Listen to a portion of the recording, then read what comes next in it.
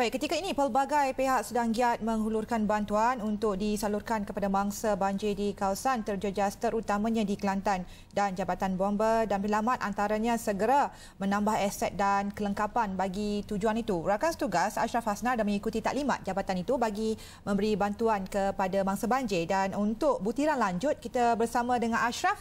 Ashraf, apa yang boleh dikongsikan mengenai taklimat yang Ashraf hadiri pagi tadi? Nisa, kita sedia maklum bahawa isu sekarang ini adalah dari segi untuk menyelamatkan mangsa di mana adanya mangsa yang tidak dapat berpindah, maksudnya dari rumah mereka ke pusat pemindahan sementara, dan halangan tersebut adalah disebabkan oleh mungkin arus deras dan sebagainya, dan pada masa sama pasukan penyelamat juga mengalami masalah untuk akses masuk ke lokasi-lokasi, terutama di lokasi pedalaman. Kita tahu dengan arus sungai yang amat deras dan sebagainya.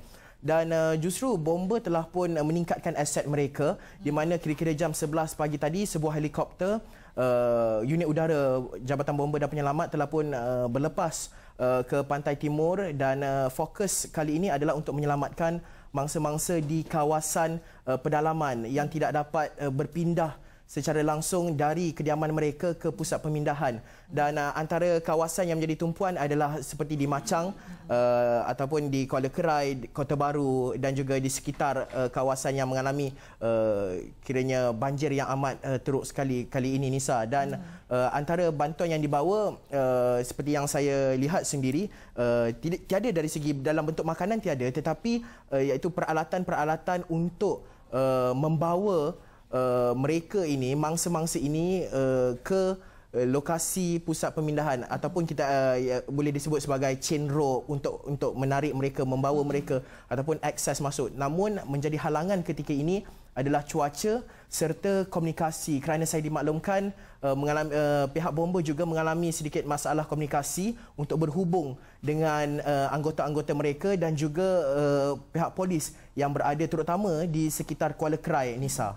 Ashraf, adakah mangsa-mangsa banjir yang terperangkap di kawasan pedalaman ini akan dipindahkan melalui pengangkutan udara, melalui helikopter, ataupun mereka juga dibekalkan seperti bot angin ataupun sebagainya? Ashraf. Ya, Nisa. Ya. Sekarang ini Bomba sedang sedaya upaya untuk memindahkan mereka dengan pelbagai cara. Namun kalau kita melihat dari segi laluan darat ataupun melalui bot di laluan air, dengan arus yang deras, itu sedikit menyukarkan pasukan Bomba. Bagaimanapun disebabkan oleh dengan pengangkutan udara pula menggunakan helikopter, mungkin keadaan cuaca pula tidak mengizinkan.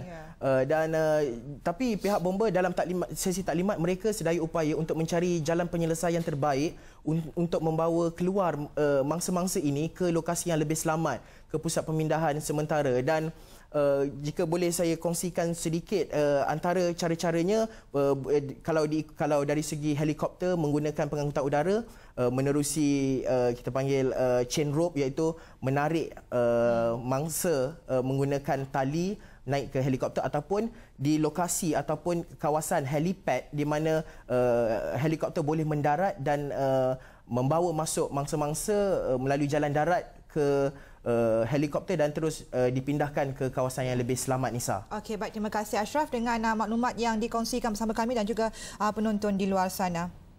Terima kasih Ashraf.